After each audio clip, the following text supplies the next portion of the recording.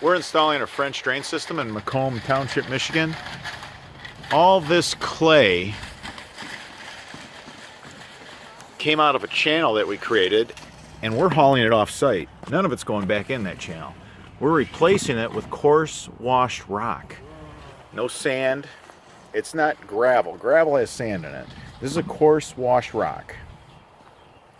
We plywood across the yard so we don't hurt a blade of grass. When we leave, you can't even tell we were here. We line the entire channel with a filter fabric, and we use a pipe that has a lot of inlet.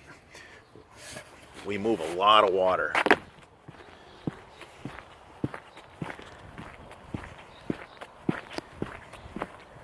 Over at the storm drain catch basin, we core through the sidewall of the storm drain catch basin. This is how you get yard water out of a backyard in Macomb Township, Michigan. For a French drain system built to last, give us a call.